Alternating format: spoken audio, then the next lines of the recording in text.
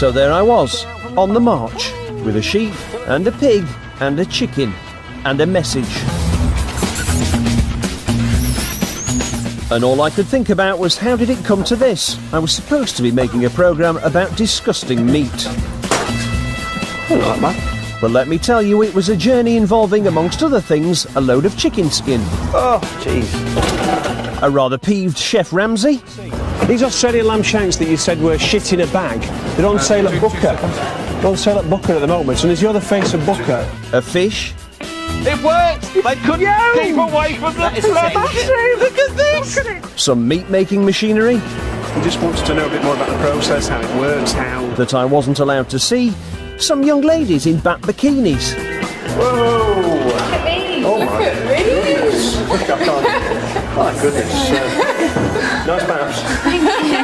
And a whole load of techniques our food manufacturers use to put far less meat and far more crap into their products, and how they get away with slipping in the bits of animal that you probably don't want to be eating. But anyway, I now had a message for the Food Standards Agency. We can't write shit. What? We're not allowed to write shit. Why not? We're the BBC, we're expected to maintain certain standards. That's what... You know, that's the point we're making. You know, by eating this shit, you can save animals.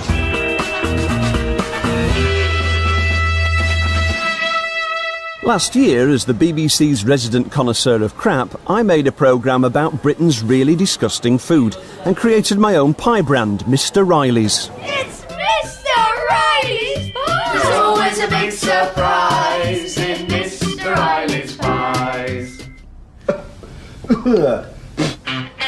I'd become the proud daddy of a pie filled with a little meat and a lot of other stuff, like pigskin, connective tissue and hydrogenated fat. Disgusting, yes, but it tasted okay, and it was very, very cheap. It also whetted my appetite to dig a bit deeper into the food business. Microwavable mixed grill. And where better to start than meat. Look at that. I wanted to find out how low manufacturers were prepared to go without breaking the law. I decided to begin with Britain's favourite fast food, the beef burger. What I was looking for was the secret of how to make a burger as cheaply as possible, which probably meant using as little beef as possible. Well, 4 beef quarter pounders for £1. 73% beef, 10% onion. The supermarkets appeared to have become super worthy by putting loads of beef in their burgers. So I turned to the cash and carries, suppliers of the burgers you might find in your local burger van, chip shop or cafe, where you'll never get to see a list of ingredients.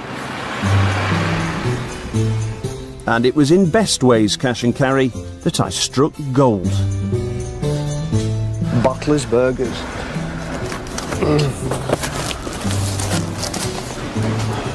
Beef, 47%. Beef hearts, 21%. This is worthy of further investigation. I had my inspiration, a burger that was less than 50% meat, which was possibly the reason for each burger in the box costing me only 17p. All I needed now was someone to tell me how they managed to stretch one cow between as many burgers as possible. That man was Richard Guy from the Real Meat Company, a cow-rearing visionary. They've been interesting with the terminology here. By putting the word economy in between seasoned and burgers, they can roll all the way down to 47%, less than half.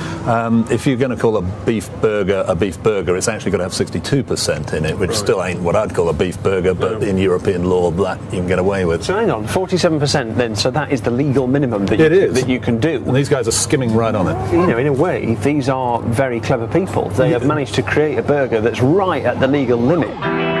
So if you've been making your beef burgers to the letter of the law and using 62% beef, stop right there, because the FSA, our Food Standards Agency, have decreed that by just inserting the magic word economy, you can drop the beef percentage right down to 47%. Of course, that leaves you having to make over half your burger out of other things. What's interesting to me is the fact that the second largest ingredient is beef heart, 21%. Why would they go to all the trouble of getting the beef content down to 47% and then go and put 21% beef heart in there? Well, because they're cheap chips, really. I mean, you're then down to something that's almost a waste product. I mean, beef hearts aren't widely sold. I don't think you'd see one in a supermarket. So, you know, they're almost dumped onto the open market. Nothing wrong with eating beef hearts, but would you go home and say, let's make some beef burgers? I know, I must go and get a beef heart. You know, it's not what you do.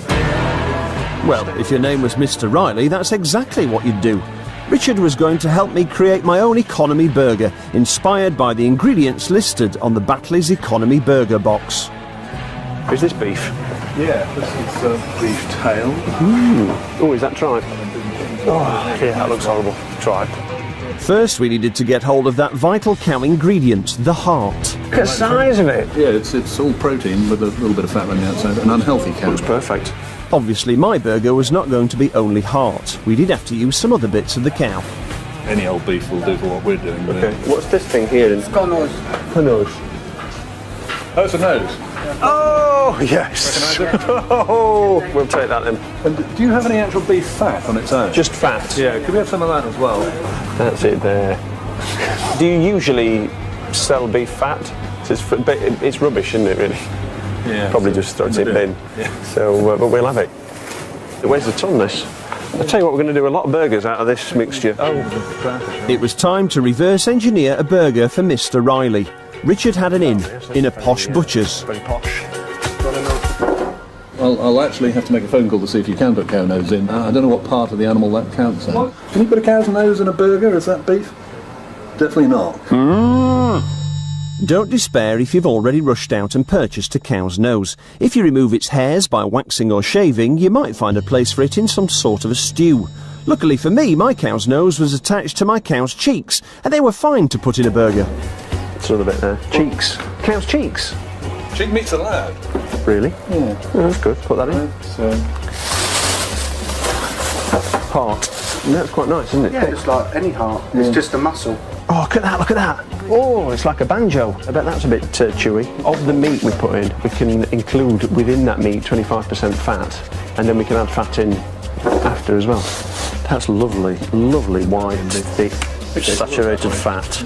Now, seeing as this is a programme about meat, well, meat and fat and heart and things, I won't bore you with the rest.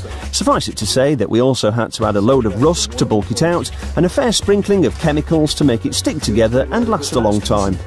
Yet another one to delay the rancidity of the fat. Mince! Yeah, look at the fat.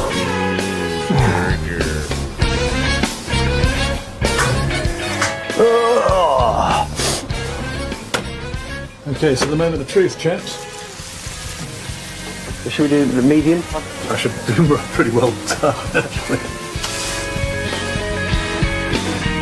I should point out that the reason my creation has disintegrated is because I hadn't chilled it before cooking to allow it to set. Look at that. That's what I like to do with a burger, like make it into a sort of a mincemeat surprise. But you'll get the taste of it. Yeah. When it's all cooked. There we go.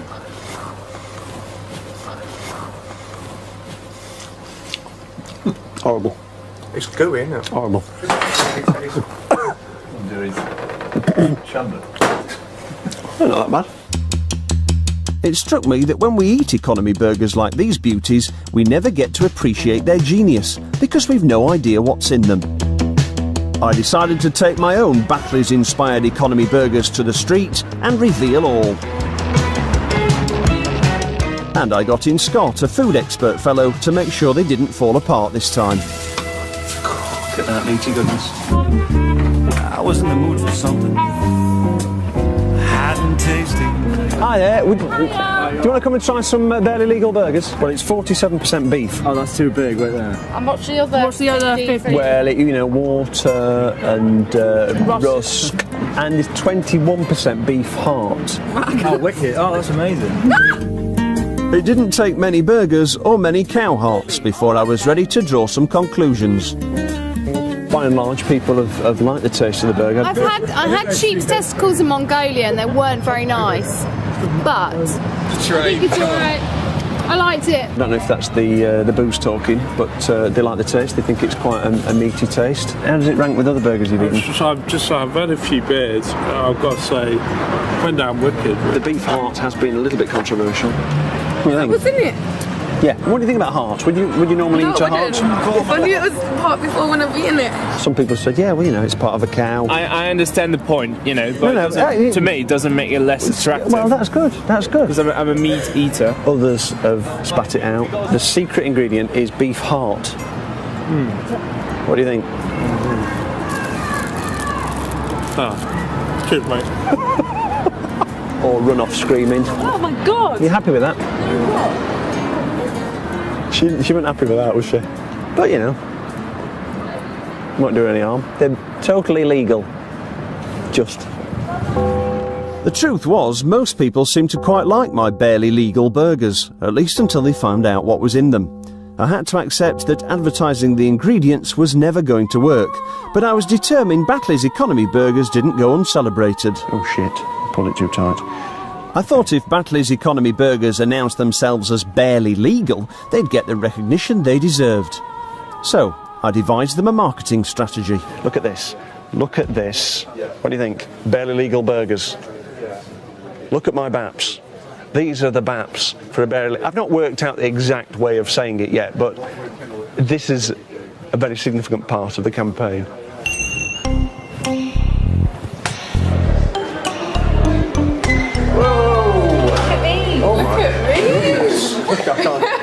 Oh my goodness. Nice BAPs. Yes, great. You are 18, aren't you? Yes. Yeah. Over 18. Over 18, good. Yeah, because... I've just lost my thread. But I was going to say, looking good, shall we crack on to the burger place? Right, let's go. Great, come on then. What we're doing is we're going to this big cash and carry company that sell these burgers, and we're coming up with a new advertising campaign because they are on the legal limit of how much beef you can put in. We're saying, you know, shout about it, make it into an asset, don't hide it. Let's say these are barely legal burgers. That way they seem more edgy, they seem more exciting. It's sort of like, yeah, ooh, it's a bit naughty, isn't it? It's a bit naughty. And when we get there, part of the advertising is a song. So let me teach it to you. Batley's economy burgers are barely illegal. Batley's economy burgers are a barely legal treat. They're a cheeky mealtime treat, a cheeky mealtime treat. If you're not that keen on beef and want an organ between your teeth. They're a cheeky mealtime, but it is an organ. It's the heart which is an organ. Yes. I can't believe that. Yeah, 21% beef heart. Would you eat a burger like that? Yeah. We'd arrived at Bestway, not only the place where you can buy the Batley's economy burger, but the actual company which owns Batley's itself. The lawyers wish me to point out once more that these economy burgers are legal and do comply with food standards regulations. Me, I thought barely legal had that covered, but anyway, I've said it now. Who would like a free lunch? Batley's economy burgers, a tasty mealtime treat. Batley's barely legal burgers, edgy, dangerous, different. In fact, we've got a song. Batley's economy burgers are barely legal. Batley's economy's burgers are a very legal treat. A cheeky lunchtime treat, a cheeky mealtime treat. If you're not that keen on beef or what, Batley's are up your street. It's work in progress. It's going well. Bestway, come and speak to me. I have the answer to your burger promotional needs. The Batley's economy beef burger is barely legal. We take our hats off to you, but why not shout it from the rooftops? Batley's barely legal burgers. Sounds a little bit naughty, doesn't it? And the young people up and down the land, they're rebellious. They want to look like they're a bit cool. Hey, you, what are you eating that burger for? It's 100% beef, that. It's rubbish. Get one of these. It's barely legal because I'm a bit of a nutter. I mean, you could rewrite the song. You could do one a bit more. When I get a burger, I want it to be barely legal. See where I'm going with that? Yeah. Hello. Hi there. Alex Riley from the BBC. We're basically doing an advertising campaign for the economy beef burger. Do you have authorisation to do this? We've spoken to the PR person, but... And he's given you okay to do it? Well, no. He said he couldn't set something up, so we thought we'd just come down and just have a chat about it, basically. But we're saying that, you know, it's 47% beef, which is the legal minimum. It's something to be proud of. Sorry. It's the barely legal burger. Sorry, but I'm not looking to determine what's illegal. Are you sure? This is... All right, thanks very much. Blimey, Nick. You must be freezing. It's kind of cold. Let's have a group hug. While you look at some completely irrelevant cows wandering through a quiet housing estate, let me read you the message Bestway sent me. Our research confirms that there are beef burger products with the same and also with less beef content available legally in the UK. The product in question represents about 7% of its manufacturer's production run of products with the same specification, and is popular with caterers, including burger vans, who are looking to provide food to consumers at a certain price point. They also said their economy burgers contain more beef than what's printed on the box. Now, I don't want to be pedantic, but let me assure you I'd been to every major supermarket and the top 5 cash and carries, and there was no burger to compare. I was back on the lookout for more disgusting meat when I happened to get a steer from Chef Ramsay. What in the fuck is inside the lamb shank? And how long has that been cooked for a dish never to be refrigerated? That's all chemicals, isn't it? Chef Ramsay was getting very irate about some Australian lamb shanks. They appeared to be a clever way of passing off cheap cuts of meat as a gourmet meal and contained a fair few chemicals. Do you feel like having a shit? Thank fuck I didn't eat it. Sugar, flavourings, colour, E150D, fuck me. I'm surprised you haven't fucking killed up half the population in Oakhampton. Chef Ramsay had even coined a neat phrase for this phenomenon: shit in a plastic bag. When you bought that shit in a plastic bag, you tried to... Mr. Riley had a new inspiration: gastropub favourite, the lamb shank. As a cut, the shank is cheap, and coming from a tough muscled area, it requires a lengthy period of cooking to avoid it being completely inedible. But these Australian babies can be microwaved in just 9 minutes and can sit in a box for a year without refrigeration. Brilliant! I had a tip-off that Australian lamb shanks were on sale at a popular cash and carry. The reason that it wasn't me going in was because me and Booker had history. You've got permission to film? I've got permission to wear the suit. You've got permission to film? Have we got permission to film? No. In my last programme, I'd come up with an idea to help Booker promote their rather watery chicken breasts, but it hadn't gone according to plan. Now, I wasn't really welcome. Oh, look at this. Australian lamb shanks. With Australian lamb shanks in my accomplice's undercover hand, the next step was obvious. A trip to see Ian, my local food technologist. A well-known television chef put us onto these.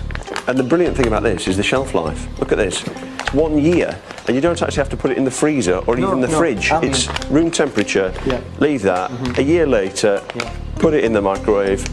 Bob's your uncle. It's the wonders of technology. They cook it till it's more or less sterile, add the necessary preservatives, and any flavour that may have been lost in the processing, you are allowed to put back in. That's a flavour enhancer that's used especially for meat, E631. So basically, the process to actually make this sterile so that it lasts forever is going to take the flavour out of it. Oh yeah, but you're allowed legally to put the flavour back in. It's falling away from the bone. Probably here in this country, we'd say that was technology going too far. But those Aussies, bless them, you know, they've pushed it to the limit.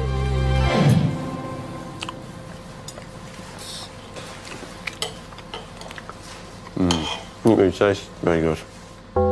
It seemed perfectly right for Chef Ramsay to take against the Australian lamb shank, but then I remembered something about the place it was being sold. I've opened the catalogue for Booker, and who should be in the front but celebrity chef Mr. Gordon Ramsay. Not only was Gordon in last year's Booker catalogue, Gordon Ramsay Holdings had a consultancy agreement with Booker.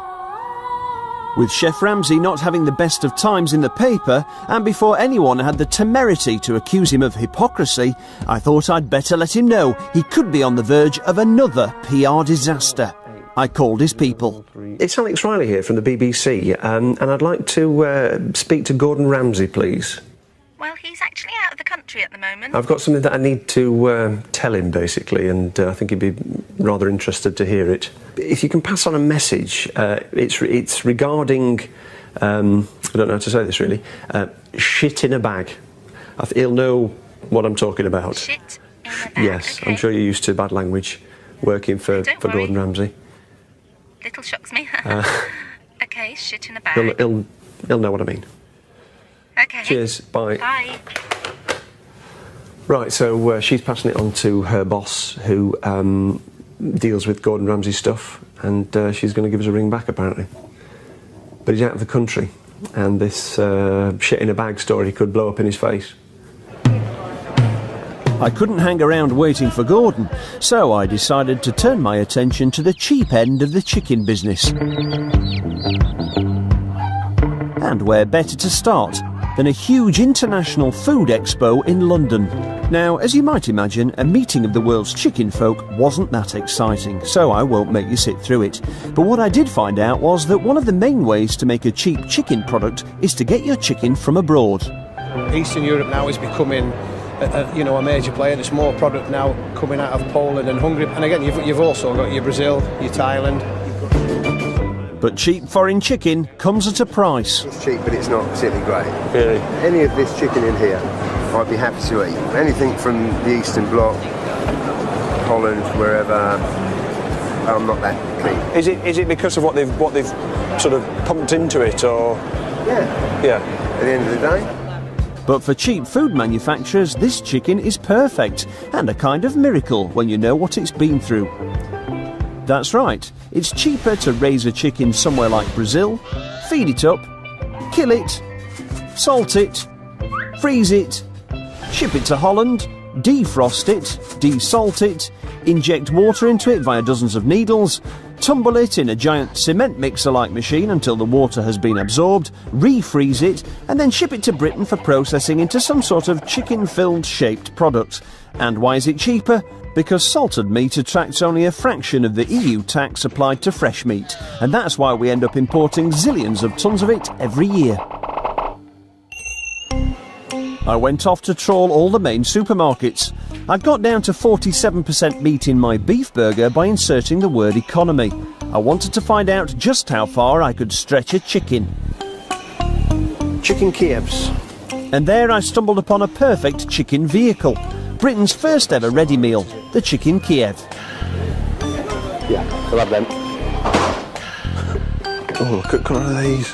The least chickeny Kiev I could find was the Tesco's Value Kiev, weighing in at just 32% chicken. If you think that sounds okay, pay attention to the nice lady who'll tell you how it should be made. I need to first of all pull the skin off the chicken breast and then cut the chicken breast. Ooh, that looks horrible. Place the garlic butter. That's just minced. That's awful. Fold the chicken breast back over. You can even place the little fillet in there so you don't waste it. I don't see any evidence of any white chicken there. No. So it could come from any part of the chicken body.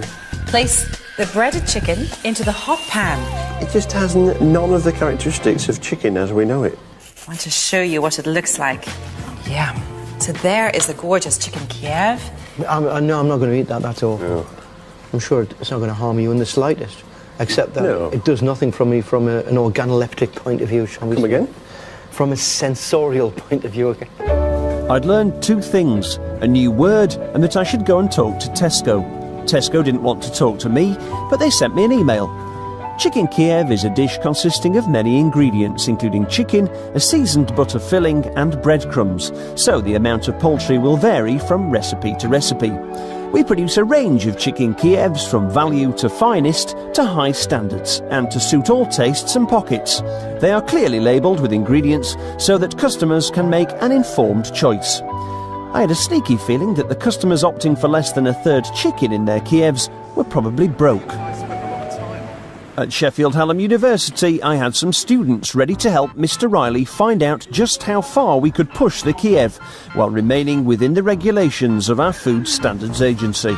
This is chicken trim, which has been taken off the carcass after the breast meat's been removed. So look at that. That is the amount of chicken that we're going to put into 12 Kievs. You've got your skin. Does the chicken skin help it stick together? Does it help it feel firmer? Are there any sort of technical advantages to the skin that helps? No. Okay, but some financial ones. The chicken fat. Oh, jeez. Oh, it's so mean, it has got a little slimy, bit isn't it? Yeah, which so you'd slippery. expect. It's also got some, connective tissues in there. And this is the soya flour. So that's going to help it bind. When you cook it, less water and fat will just sort of run out of it. Yeah. I soon had a combination of cheap chicken bits, rusk, chemicals and water. Lovely, isn't it? It looks very appetising now, I think. Nice and gently. A few finishing touches later, and Mr. Riley had his very own chicken Kiev, using a very chicken-friendly world record of only 10% chicken meat. But was it legal? I needed a food labelling advisor, and luckily there was one called Jamie just around the corner. I've got this chicken Kiev, and the biggest ingredient is chicken skin. The actual amount of chicken meat constitutes only 10% of the overall product. Can I actually call it a chicken Kiev? You can, and the main reason for that is chicken Kiev isn't one of the terms that is legally controlled in terms of a minimum amount of meat. Really? So maybe I've put too much chicken in it?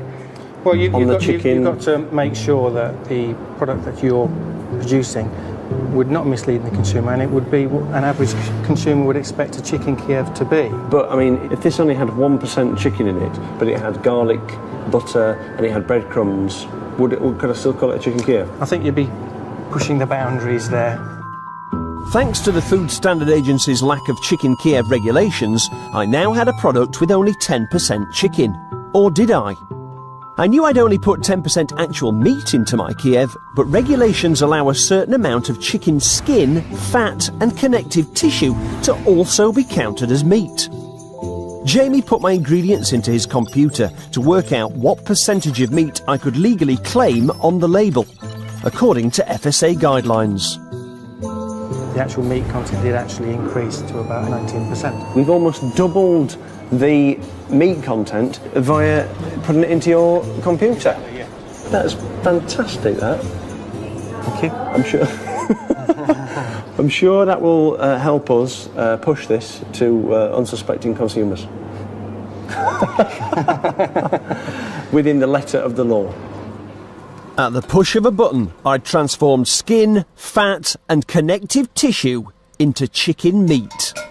It was time to take Mr. Riley's chicken Kiev to visit some professional eaters. For the purposes of good experimentation and to prove that the students could cook nice food, they made a comparison Kiev from 100% minced chicken breast. Now obviously mine was actually 4 times as bad for you, but then it could be sold for a quarter of the price, if anyone could stomach it. In a sensory chamber tinted green to prevent visual stimuli affecting the result, the Kievs were rated on appearance, aroma and taste. Then personal emotive feedback was sought. It was soon clear from the handy colour coding of blue for good and red for bad that both Kievs had issues. No chicken smell, bland. And that even trained palates don't agree on everything. No garlic. Too much garlic. Bring on the acceptability graphic. Texture. Aroma. Flavour. Appearance. I won that one. Overall. And guess what? You all 10 of you preferred the premium product. So, well done. But before you sell your shares in Mr. Riley, let's remove the premium product from our graphic. On balance, when we look at the actual scores, it's not like it's unacceptable. No. It's slightly acceptable. So it sort of can pass. Yeah. Mr. Riley had come up with a slightly acceptable but completely legal chicken Kiev with 19%, well, really 10% chicken. But before I could get my Kiev to market, something came up.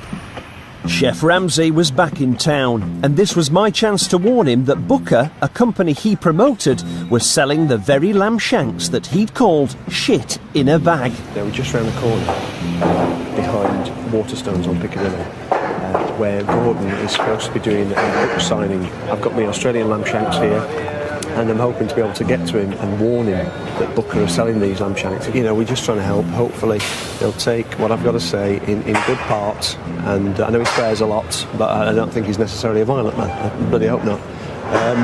So I'm just going to say what I've got to say and hope that he can save himself from more embarrassment.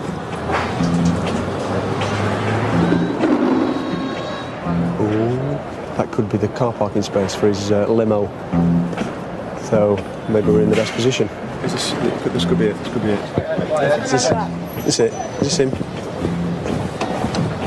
Gordon, Alex Riley from the BBC. These Australian lamb shanks that you said were shit in a bag, they're on sale at Booker. They're on sale at Booker at the moment, and as you're the face of Booker, can we just clarify one thing? What? First of all, I'm not the face of Booker. Okay. So what but do you work say? for them, don't you? You do I don't some work promotion for them. No, I don't.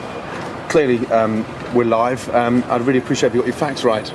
As we weren't actually live, I might as well let you know when Chef Ramsay's fact correcting was in fact incorrect. Let me just explain. Yeah. When I first came across them, they weren't even allowed to go in the refrigeration unit. Yeah, the ambient temperature. Yeah, that's and right. And it was lamb that was sourced from New Zealand. That's Chef Ramsay's first fact-correcting error. I had the box, and it was from Australia, not New Zealand. My embarrassment was the fact that how can you call that freshly cooked? Okay, that doesn't even sit. Exactly. Can I just finish my sentence, please? Yeah. Doesn't even sit in a fridge. Yeah. 365 days out on the floor, and you're charging £15 for it and calling it local lamb from New Zealand. I've done the Australia thing, and maybe it's a bit petty to point out that it was being sold for £11, not 15. But I'm sure Gordon wasn't just on about the wording of the menu, but the lamb having enough chemicals to kill off half of Oakhampton. Let's just get one thing incredibly clear. Yeah. I am not the face of Booker. Not the face of Booker. We'd better come back to that one. I don't have a range of food in there. But you're in their brochure. You're factually incorrect. I'm not in their brochure, and I'm not representing them. Yeah, I'd better come back to that one. But they are selling it. Just so you know. I mean, you probably weren't aware of that. That's all I'm saying. I'm totally aware of the fact they are selling it. Oh, really? But that's got nothing to do with me whatsoever. Okay, but that's fine. Well, that's good. That's great. Well, just so you know. Not in the brochure. At least that should be easy to check. I went to find out. The brochure at the time was for spring 2009. I've just got the Booker catalogue here, and I'm just going to check. Oh, hello. Inside cover. Plain Speaking with Gordon Ramsay.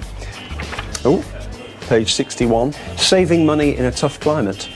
Gordon Ramsay takes us through some of his top money-saving advice. Well, you know, certainly looks like Gordon Ramsay to me. Catering recipes by Gordon Ramsay. There's one there, smoked salmon and horseradish cream tartlets. Another one here, white onion soup with mature cheddar by Gordon Ramsay. And there's a photograph of Gordon, or somebody who looks very much like Gordon, up there in the top right-hand corner on each of those 9 recipes. If it's not him, then who on earth is it? I mean, what's it going to feel like when he finds out that somebody's been passing themselves off as Gordon Ramsay in the Booker catalogue, and it's not actually Gordon Ramsay? I'll tell you what, I'll have a look on the website. The same mysterious Gordon lookalike seemed to be plastered all over the Booker website, with his name and the name of Booker appearing very close together. But then the summer 2009 brochure came out, and the Gordon lookalike had vanished, and he was gone from the website. I thought I'd better find out what had been going on. Basically, I think somebody might be impersonating Gordon. Sorry, what's he implying? Well, I'm just saying that he's said to me that he's definitely not in the brochure. I've got the brochure. He's definitely in it. Not in the current brochure at the moment. He's not in the brochure. The relationship that he had with Booker is at the moment is sort of on hold. But at the time I was speaking to him, he was in the brochure, and I just wondered, you know, if it's not him, is it somebody else? That'd be ridiculous. You know, he might get quite angry. At the time that he spoke to you, what he said was absolutely correct. He wasn't. I mean, there might be. Well, it was the current brochure, to be honest. I mean, how long did the brochure run for? I don't know. Well, spring 2009. Well, that's quite a long period of time. It's just that he seemed like he didn't know anything about his association with Booker. I just thought it was unusual that he didn't know about it. The point but it's his face. Obviously trying to make was trying to sort of set him up a little bit for being something of a hypocrite. I think that was what, he was responding to that. So I think at the time that he spoke to you, he was aware of the fact that his current relationship with Booker was on hold at that point. Okay, thank you very much for your time. Right, bye. Thank you, bye-bye. So Gordon had put his relationship with Booker into a holding pattern, and for the time being will not be in the brochure. I'm sure that's absolutely nothing whatsoever to do with my discovery of the lamb shank Farrago. I returned to the shops. Thanks to the Food Standards Agency computer, my 10% chicken Kiev had been reclassified as containing 19% chicken. Now I was back on the lookout for a meaty product containing even less meat. Nice. There's more chicken than pork in a hot dog. Why is it chicken? I think that's naughty. That's naughty. I don't think people expect chicken in a hot dog. But the legislation doesn't say what kind of meat that there has to be. Because it wouldn't. Because those words hot dog... Could mean anything. Could mean anything. Gives them carte blanche. Absolutely. As well as the cunning use of the word dog to allow the use of any old animal, my hot dogs also contained a magic ingredient that let them contain even less lean meat. It was called MRM, and it stood for mechanically recovered meat. Look at these ones. You've got to say this is a triumph of food engineering, because it's mainly water, and then in terms of meat content, there's 36% mechanically recovered chicken and 6% pork. It's legal, but I still think it's deceiving the customer. I don't think people buying something like that would expect to get some kind of processed, reclaimed, minced up chicken. To reclaim meat, take an animal, cut all the good bits off, place the remainder in a big machine and ram against a mesh, leaving the bones on one side and some meaty slurry on the other. A few years ago, it was decided that this process so drastically altered the cellular structure of the animal that what came out was no longer allowed to be called meat. It had to be called mechanically recovered meat, MRM. That's what Alan, an analyst working to ensure our health and safety in relation to food, told me. It's the traces of meat that can't be easily butchered off. Plus you've got quite a bit of sinew and gristle and rind and things in there as well, which when it's subjected to the pressure in the machines, it actually flows away as a slurry. So it's just sort of jelly bits and dangly bits and sort of like pink... Well, I see where you're coming from, yes. I honestly believe the public have no idea what goes into a lot of their food, and I think if they knew exactly what MRM was and what sort of product it was going into, I think they would have a little bit of concern there and be much more conscientious about reading labels. It's like hot dogs here. These hot dogs are mechanically recovered chicken, water, pork fat, pork collagen. Is that ground out from the bones? Pork well, the collagen is the connective tissue, it's the sinew and the... Right. So basically that is just MRM with fat. And some connective tissue, some which connective is the... tissue. Give it a bit of bite. A bit of bite, yes. There's no meat in that at all. There's no meat in this at all. Hot dogs in brine. Totally meat-free. Vegetarians, come on. Meet me halfway. It was the holy grail. Hot dogs obviously weren't dog, they were chicken, and I had found some that weren't 50%, they weren't 40, they weren't 30, they weren't 20, they weren't 10. They were a meat product with precisely 0% meat. Set off the graphical fireworks. If Mr. Riley was going to enter the world of MRM, I wanted to see it being produced. And let me assure you, I didn't just simply sit down in front of YouTube. I'd got into contact with meat processing people all over Europe. Miso mechaniczny odżykiwani. But no luck. Even the PR man for one of the companies that makes meat recovery machines wasn't keen on me seeing his machine in action. What is in it for us, so to speak? It's something that we eat on a regular basis. Well, okay, maybe if you're eating hot dogs. I can't remember ever eating a hot dog. I wouldn't touch it. Why wouldn't you have a hot dog? Why wouldn't you have a hot dog? Because I don't like what goes in. Why don't people want us to film it being produced? I don't know if you've ever been in an abattoir. No. It's the most horrible sight you can ever imagine. It's awful. You know, mechanically recovered meat, I mean, it's not going to be as graphically horrible as an abattoir. I think it is, effectively. How could it look good to take bones and put it in a press and squeeze the meat off it? It just doesn't doesn't look good.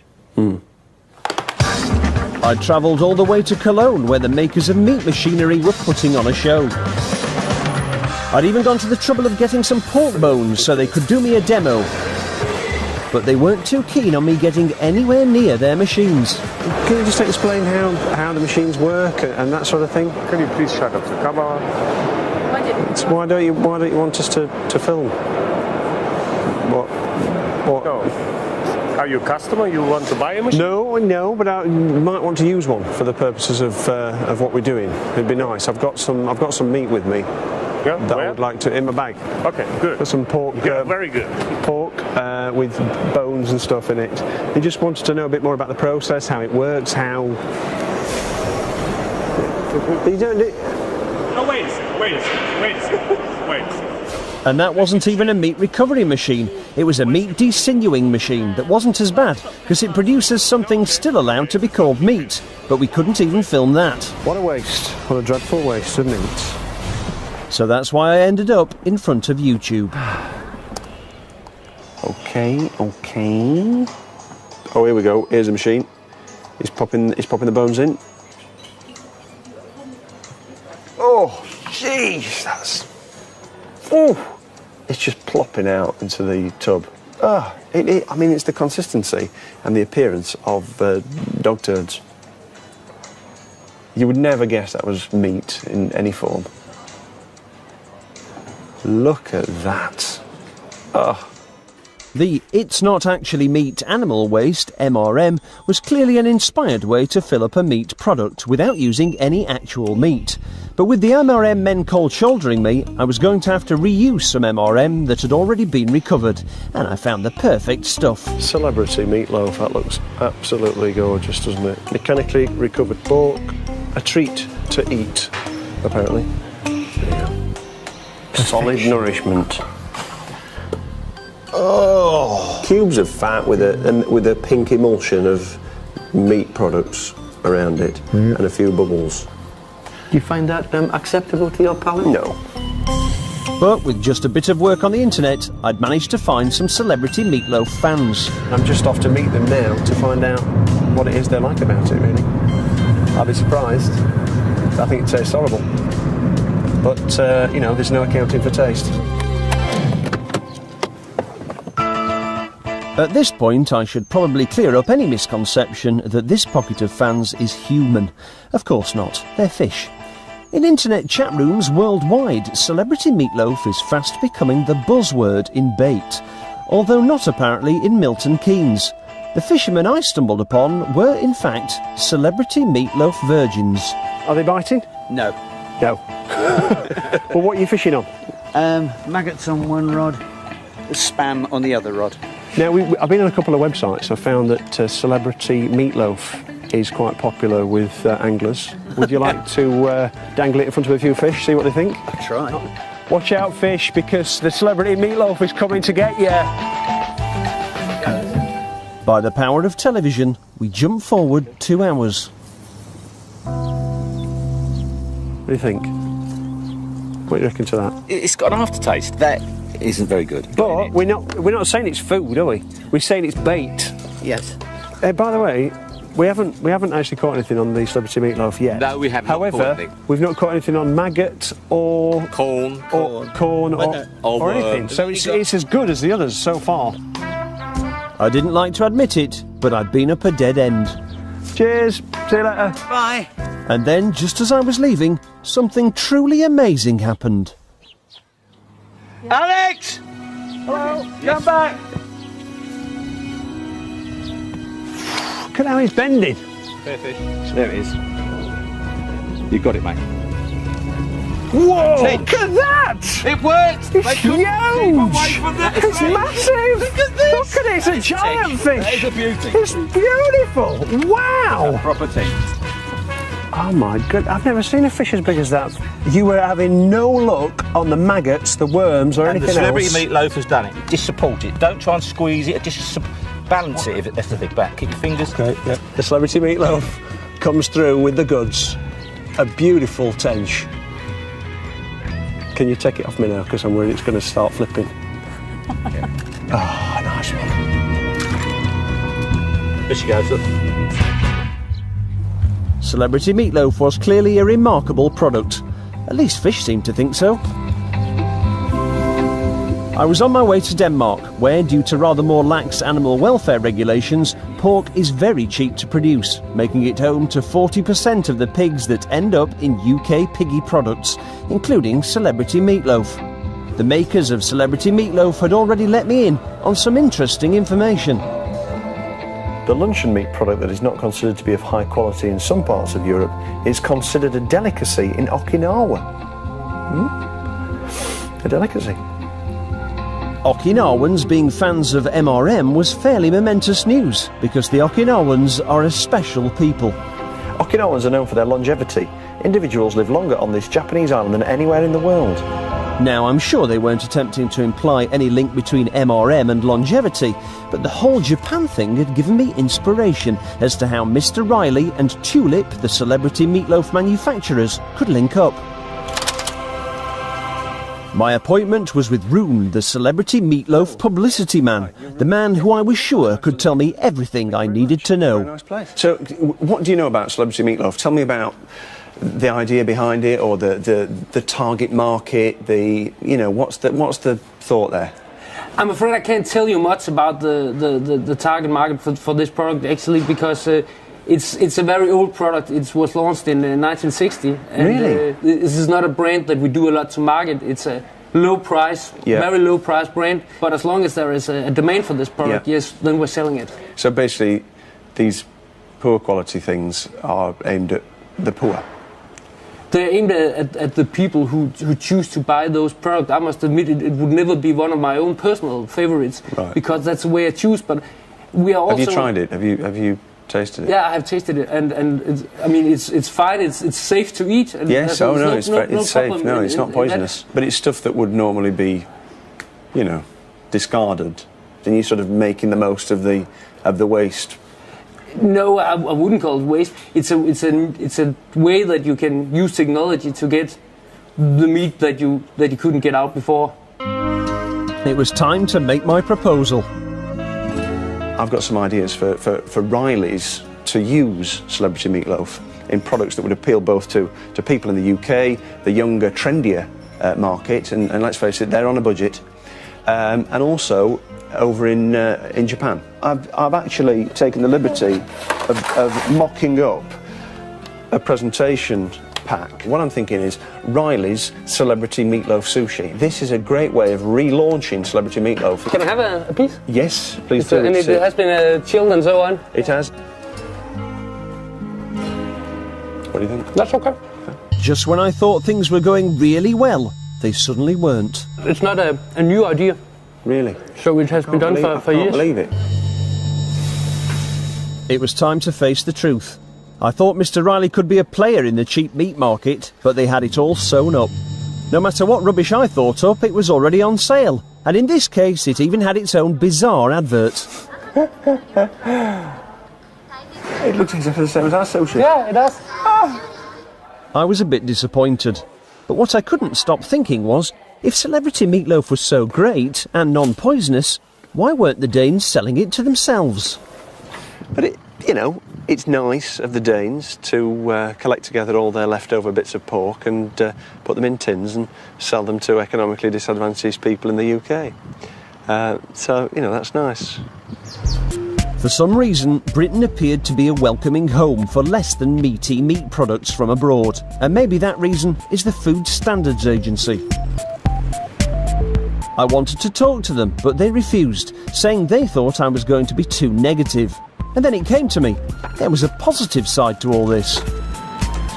Yes, the lax regulations of the Food Standards Agency were bad news for human health, but it was great news for animals. The FSA didn't stand for the Food Standards Agency, it stood for the Federation for Saving Animals. I thought I should give them my support. We can't write shit. What? We're not allowed to write shit. Why not? We're the BBC who are expected to maintain certain standards. That's what, that's the point we're making. By eating this shit, you can save animals. We've been told we're not allowed to say shit, I'm afraid. I soon had some supporters who were right behind me. and four-legged. Well, actually, one was two-legged, but you get the point. Hello, little animals. Hello. Well, thanks for coming along, you three. Can you pay attention, please? Look, I'm talking to you. Now, come on. Now, stop it. Now, I want you to behave yourselves. This is a very important mission we're on. These people have been very kind to you by allowing us to use very few animals in our meat products, and I'd appreciate it if you looked your best, smiled, didn't make any unusual noises, and if you must go to the toilet, can you be discreet about it, please? On the count of three, let me hear you say, yeah! 1, 2, 3. He did it! He actually did it! Steady. Steady. Hello, we'd like to say thank you to the Food Standards Agency for your rules on meat products. Thank you. It's been a revelation to Mr. Riley's brand. We've been able to make a very small amount of meat go a very long way indeed. 47% beef burgers inspired. If you think about it, each cow makes twice the number of burgers, and by using fewer bits of meat we can use fewer animals, and these animals here today are grateful. They were saved from a slaughterhouse. We were making some chicken Kievs. We didn't need that much chicken, but we were delighted to be able to do it all within the regulations and claim the skin and the fat as meat. So 10% meat became 19% meat. Thanks guys, and I'd like to say on behalf of Anthony, Trixie and what's the other one called? Clarissa. Thank you. They've having a lovely day out in London today that they wouldn't have been able to have if the Food Standards Agency regulations were a little bit tighter. So thanks again. I thought my cuddly little friends might have got the FSA running out for a chat, but then I realised why it wasn't working. They weren't in there. They were actually stood behind me, apparently waiting for a bus. Can you have a chat with us? They're from the BBC. Yeah, I'll let me go and I'll have a chat with people at the press office, but you can put a bid in through the official chain. But we have already asked them, and they said that they didn't want to speak to us because they thought we were going to be negative. But you know, we've got a positive. Not at all. I mean, we always talk to the media wherever we can. So that's not what we're told. So we've just come down on the off chance, hoping that we could possibly have a chat with somebody while we were here, just for 5 minutes. You know. Again, you have to go through the formal channels rather than. Well, I think we're sort of going around in circles, aren't we? Because we've tried all that. I can't win, can I? It's a catch-22. We're really trying to be helpful. Can't get in. We're really trying to be helpful. Honestly, if you come and speak to us could you be helpful and just take that in? Unfortunately, I can't accept anything on behalf of the FSA. I'll just show you. It's kind of like a mark to show that we could put on our products to say it was animal friendly, because we'd reduce the amount of meat to the bare minimum and turn it into a positive. I'm afraid I'm not accepting that. Okay. I've got to make a move. Come on, Anthony, come on. Good boy, come on. Maybe FSA didn't stand for the Federation of Saving Animals. Maybe it didn't stand for anything at all. The poor had already, perhaps unintentionally, jumped on board my saving animals by eating shit bandwagon. It was time to see if anyone else was prepared to eat it. We're here at the Henley Cordon Bleu Food Festival, which showcases good quality food. We're showing off the latest range of Mr. Riley's recipes, trying to get across our ethos of not wasting things. Hopefully that'll go down well with the punters.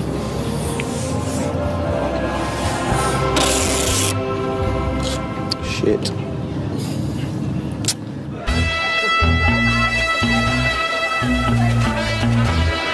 Try some pata negra for a change. Pata negra? Sí. What is pata negra? Pata negra, that's the wild pigs, organic pigs. Oyster now? Yeah. The sophisticated world of pata negra and oysters was about to meet the world of Mr. Riley, with our There's Nothing Fishy About Our Sushi Celebrity Meatloaf Sushi, our 10% chicken, 19% chicken Kiev, and the hearty goodness of our 47% beef burger. Oh, that was great! Is that how you spell recipes? No. With a P-I-E, eco recipes. We'll see if we get any strong reactions and act accordingly. And to get the well-to-do to eat like the poor, I had the ultimate ingredient, as practised by all good food manufacturers. the Eco Spin. We've got some eco recipes, eco in the sense of economy and ecological in the terms of sort of trying to reduce the impact on the environment. We're not using as many animals in the production. Now this is mainly mechanically recovered meat.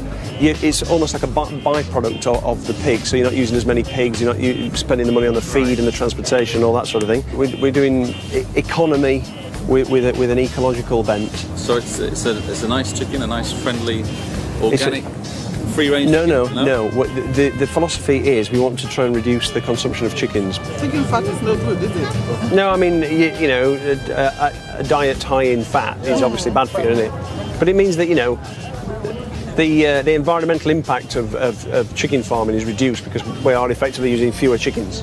Yes, I know you're using fewer chickens. It wasn't long before I realised what Eco Spin does. It works!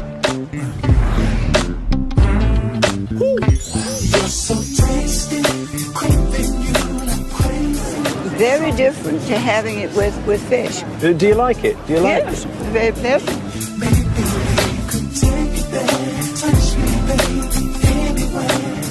Delicious. To be honest, some Kievs are a bit dry. That's why I prefer it with more succulent. Yeah, with the fat. But it's quite moist throughout, isn't it?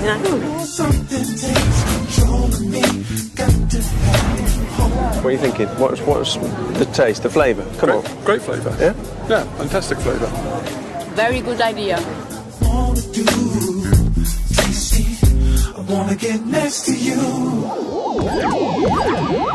So I'd reached a conclusion. For years, the FSA had allowed manufacturers to fill whole ranges of food with very little meat and lots of fat, skin and other crap to sell to the financially challenged. But I now knew it was an inspired policy. It saved animals. It saved the planet. And ultimately, we're a nation that deep down quite likes the taste of complete rubbish. Well, it's safe to say I'm a veggie now. Britain's Really Disgusting Food is back next Monday at 9. Next up on BBC Three, there's another chance to see tonight's EastEnders.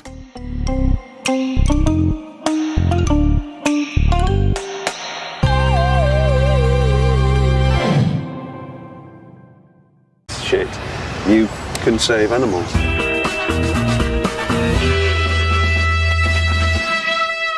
Last year, as the BBC's resident connoisseur of crap, I made a programme about Britain's really disgusting food and created my own pie brand, Mr. Riley's. It's Mr. Riley's Pies! There's always a big surprise in Mr. Riley's Pies. I'd become the proud daddy of a pie filled with a little meat and a lot of other stuff, like pigskin, connective tissue and hydrogenated fat. Disgusting, yes, but it tasted okay, and it was very, very cheap. It also whetted my appetite to dig a bit deeper into the food business. Microwavable mixed grill. And where better to start than meat. Look at that. I wanted to find out how low manufacturers were prepared to go without breaking the law. I decided to begin with Britain's favourite fast food, the beef burger. What I was looking for was the secret of how to make a burger as cheaply as possible, which probably meant using as little beef as possible. Well, 4 beef quarter pounders for £1. 73% beef, 10% onion. The supermarkets appeared to have become super worthy by putting loads of beef in their burgers. So I turned... Connoisseur. Oh, it's a nose. Oh, yes. Oh, we'll take that then. And do you have any actual beef fat on its own? Just fat. Yeah, could we have some of that as well? That's it there. Do you usually sell beef fat? It's rubbish, isn't it, really? Yeah. Probably just throw it in bin. Yeah. So, but we'll have it. It weighs a ton, this. I'll tell you what, we're going to do a lot of burgers out of this mixture. Oh, it was time to reverse engineer a burger for Mr. Riley. Richard had an in a posh butcher's. Very posh. I'll actually have to make a phone call to see if you can put cow nose in. I don't know what part of the animal that counts as. Can you put a cow's nose in a burger? Is that beef?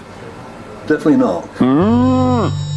Don't despair if you've already rushed out and purchased a cow's nose. If you remove its hairs by waxing or shaving, you might find a place for it in some sort of a stew.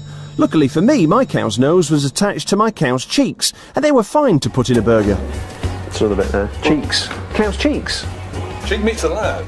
Really? Yeah. Oh, that's good. Put that in. Heart. That's quite nice, isn't it? Yeah, it's like any heart. It's just a muscle. Oh, look at that, look at that. Oh, it's like a banjo. I bet that's a bit chewy. Of the meat we put in, we can include within that meat 25% fat, and then we can add fat in after as well. That's lovely, lovely wine. Using 62% beef, stop right there, because the FSA, our Food Standards Agency, have decreed that by just inserting the magic word economy, you can drop the beef percentage right down to 47%. Of course, that leaves you having to make over half your burger out of other things. What's interesting to me is the fact that the second largest ingredient is beef heart, 21%. Why would they go to all the trouble of getting the beef content down to 47% and then go and put 21% beef heart in there? Well, because they're cheap chips, really. I mean, you're then down to something that's almost a waste product. I mean, beef hearts aren't widely sold. I don't think you'd see one in a supermarket. So, you know, they're almost dumped onto the open market. Nothing wrong with eating beef hearts, but would you go home and say, let's make some beef burgers? I know, I must go and get a beef heart. You know, it's not what you do.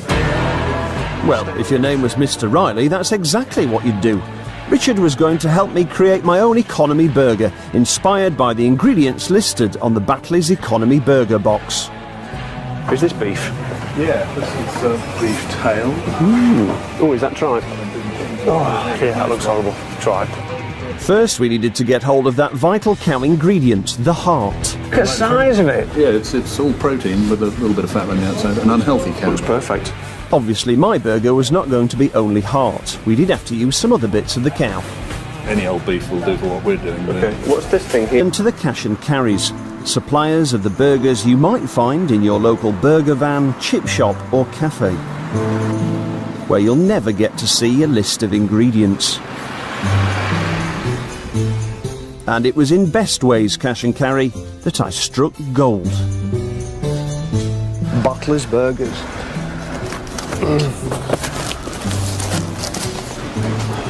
Beef 47%, beef hearts 21%. This is worthy of further investigation. I had my inspiration, a burger that was less than 50% meat, which was possibly the reason for each burger in the box costing me only 17p. All I needed now was someone to tell me how they managed to stretch one cow between as many burgers as possible. That man was Richard Guy from the Real Meat Company, a cow-rearing visionary. They've been interesting with the terminology here. By putting the word economy in between seasoned and burgers, they can roll all the way down to 47%, less than half. If you're going to call a beef burger, it's actually got to have 62% in it, which still ain't what I'd call a beef burger, but in European law, that you can get away with. So hang on, 47% then, so that is the legal minimum that you can do. And these guys are skimming right on it. You know, in a way, these are very clever people. They have managed to create a burger that's right at the legal limit. So if you've been making your beef burgers to the letter of the law and you... So there I was, on the march, with a sheep and a pig and a chicken and a message. And all I could think about was, how did it come to this? I was supposed to be making a programme about disgusting meat. I don't like that. But let me tell you, it was a journey involving, amongst other things, a load of chicken skin. Oh, jeez. A rather peeved Chef Ramsay. These Australian lamb shanks that you said were shit in a bag, they're on sale at Booker. They're on sale at Booker at the moment, and as you're the face of Booker. A fish. It works! They couldn't keep away from the flame! Look at this! Look at it! Some meat-making machinery. He just wants to know a bit more about the process, how it works, how... That I wasn't allowed to see. Some young ladies in bat bikinis. Whoa! Look at these! Oh Look my at these! Look, I can't... My goodness. Nice babs. And a whole load of techniques our food manufacturers use to put far less meat and far more crap into their products, and how they get away with slipping in the bits of animal that you probably don't want to be eating. But anyway, I now had a message for the Food Standards Agency. We can't write shit. What? We're not allowed to write shit. Why not? We're the BBC, who are expected to maintain certain standards. That's what, you know, that's the point we're making, you know, by eating this